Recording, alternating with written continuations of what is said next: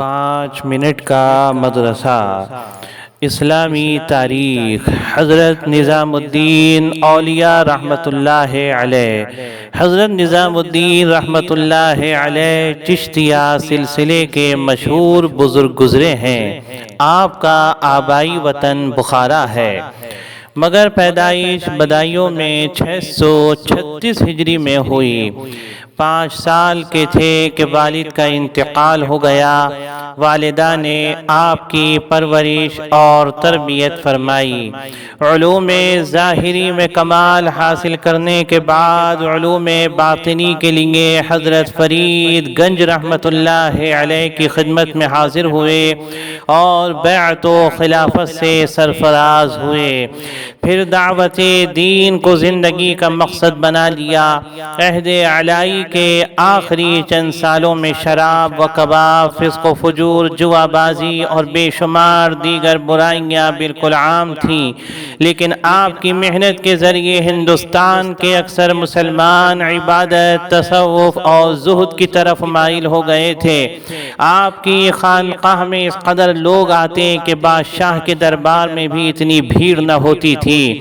بادشاہوں سے میل جول اور ملاقات پسند نہیں فرماتے، حتیٰ کہ ایک مرتبہ سلطان علاء الدین خلجی نے ملاقات کے لیے بہت اصرار کیا تو فرمایا کہ فقیر کے یہاں 2 دروازے ہیں، اگر بادشاہ ایک دروازے سے آئے گا تو فقیر دوسرے دروازے سے نکل جائے گا۔ انتقال سے 40 دن پہلے کھانا پینا بالکل چھوڑ دیا تھا، ہر وقت روتے رہتے، آنسو تھمتے ہی نہ تھے۔ 725 ہجری میں آپ کا انتقال ہوا۔ اللہ کی قدرت، رنگوں کے ذریعے ہم بہت سی چیزوں کو پہچان لیتے ہیں۔ اگر سب چیزوں کا ایک ہی رنگ ہوتا تو ان کے درمیان فرق کرنا بہت مشکل ہو جاتا، کیونکہ بعض چیزوں کی شکل ایک جیسی ہوتی ہے لیکن رنگ کی وجہ سے وہ پہچان لی جاتی ہیں۔ ان چیزوں کا فرق رنگوں ہی سے معلوم ہوتا ہے۔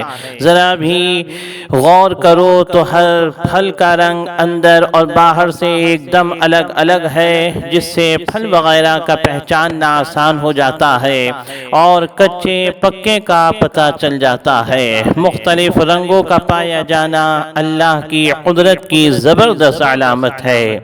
ایک فرض کے بارے میں حج بدل کی وصیت کرنا۔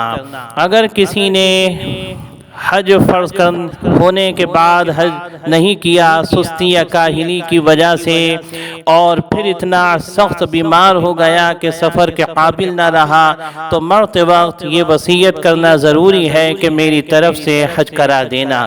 مر جانے کے بعد اس کے وارثین اس کے 1/3 مال سے کسی آدمی کو خرچ دے کر بھیجیں کہ وہ جا کر مرحوم کی طرف سے حج کرے۔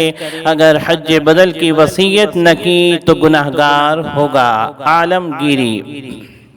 ایک سنت کے بارے میں انگوٹھی داہنے ہاتھ میں پہننا۔ حضرت ابن عباس رضی اللہ عنہما کہتے ہیں کہ میں نے رسول اللہ صلی اللہ علیہ وسلم کو دیکھا کہ انگوٹھی داہنے ہاتھ میں پہنے ہوئے تھے۔ ترمذی۔ ایک اہم عمل کی فضیلت، والدین کے لیے دعائے رحمت۔ حضرت مالک بن ربیعہ رضی اللہ عنہ سے روایت ہے، ایک شخص نے رسول اللہ صلی اللہ علیہ وسلم کی خدمت میں حاضر ہو کر عرض کیا، اے اللہ کے رسول، میرے والدین کی وفات کے بعد خیر کی کوئی ایسی چیز باقی ہے کیا جس کے ذریعے میں ان کے ساتھ نیکی کا معاملہ کر سکوں؟ رسول اللہ صلی اللہ علیہ وسلم نے فرمایا، ہاں، ان کے لیے دعائے رحمت اور استغفار کرنا، اور ان کی وفات کے بعد ان کی وصیت کو پورا کرنا، اور ان کے متعلقین کے ساتھ صلہ رحمی کرنا، اور ان کے دوستوں کا اکرام کرنا۔ ابو داؤد۔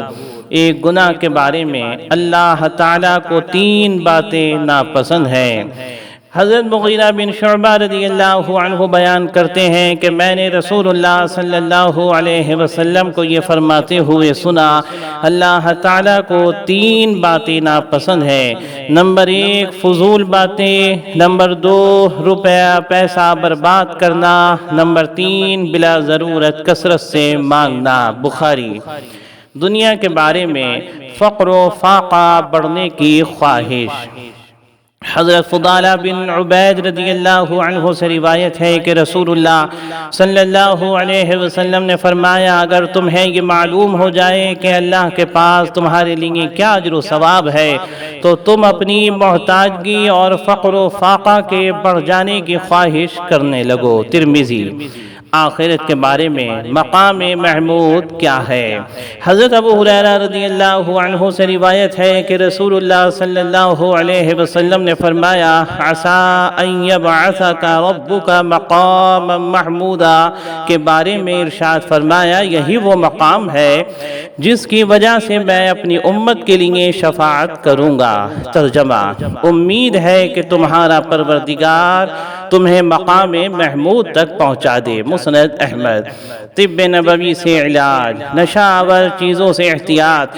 حضرت ام سلمہ رضی اللہ عنہ فرماتی ہیں کہ رسول اللہ صلی اللہ علیہ وسلم نے ہر نشے والی اور عقل میں خرابی پیدا کرنے والی چیزوں سے روکا ہے۔ ابو داؤد۔ فائدہ: اطباء لکھتے ہیں کہ نشے والی چیزوں کے نقصان دہ اثرات سب سے زیادہ دماغ پر ظاہر ہوتے ہیں، لہٰذا اس سے بچنے کی سخت ضرورت ہے۔ قرآن کی نصیحت۔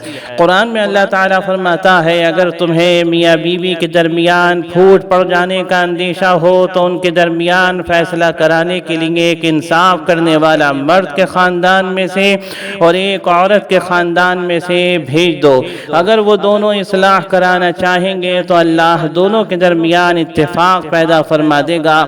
بے شک اللہ کو ہر بات کا علم اور ہر بات کی خبر ہے۔ سورہ نساء آیت نمبر 35۔